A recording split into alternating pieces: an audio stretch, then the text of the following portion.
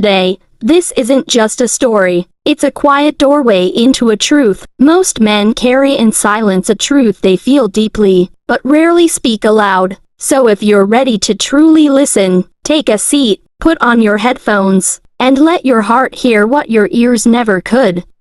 To be a man is to tread a road where thorns pierce and stars is not forged in muscle or command, but in the quiet resolve to cradle tenderness in a world of storms. A man's worth is not etched in the steel of his blade or the volume of his roar, but in how softly he holds the fragile, how fiercely he guards the hearts entrusted to him. For even the mightiest falter when love whispers. The titan who shakes mountains with his stride, whose shadow silences crowds, finds his armor crumbling at love's touch. Here, the conqueror becomes a pilgrim. The warrior trades his sword for open hands. His unbreakable facade splinters, exposing the raw, trembling core, a heart unafraid to ache, to bleed, to feel. Love does not diminish him. It strips him bare, then stitches him whole with threads of vulnerability. This is the essence of manhood, a duality of fire and ash, pride and surrender. Today, we unravel a story where power bends to tenderness, where rage dissolves into reverence,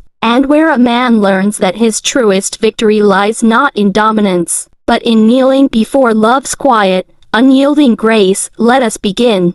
The wheels of the French presidential aircraft touched down on Vietnamese soil. Descending the steps was the boldest man in France, President Leonard Frasson. Beside him stood the familiar woman Elena Frasson. Cameras flashed, reporters gathered, the band played, security tightened. Then came the moment no one expected. Elena, his wife, gave him a gentle shove on the face. Not a slap, not aggression. It was a touch born from unspoken emotions. A language of silence, a protest made of love. Social media burst into flames. The president was hit. Is this what love looks like? What's happening in their marriage? Some cried disrespect. Others laughed it off. A few wondered, is this a national signal? But did anyone think deeper? Did anyone pause to ask, why did she do it? They do not know the silent evenings by the bedside, when Elena whispered, "You're not just the country's man. You're mine too."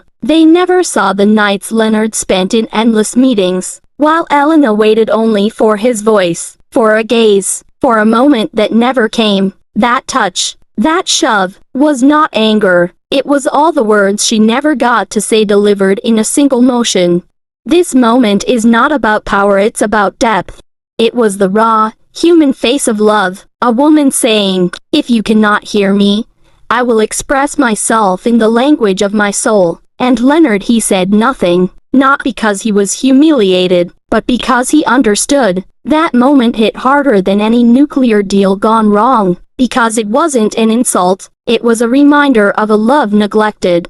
Here lies the true lesson. A real man does not flinch from confrontation with his beloved. He endures, because in her disappointment lies deep affection. She is not just a companion. She is his mirror. Elena's small push speaks volumes. She is not weak. She is love, and she knows when to demand it. And if the president of a nuclear nation bows in silence, then why can't ordinary men learn to respect love like that?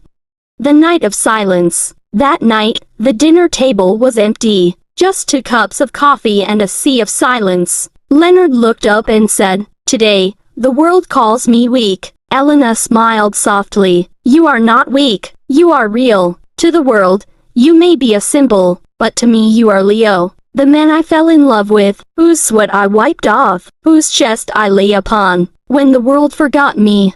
Moral message. The world understands the weight of strength, but now it must also learn the weight of love. Whether you are a president or a peasant, if you don't give time to the one you love, they will find a way to take it. And if you are a true lover, you will smile through the storms, hold her hand through the silence, and learn. Love does not always stand tall. Sometimes it kneels, and in that kneeling lies the greatest power of all. Final words. Elena's gentle shove held no violence. It held the echoes of years of waiting, the shadows of unspoken longing. Politics can change borders, but love can change a man. Let this be our lesson today. that even empires must bow before the throne of the heart.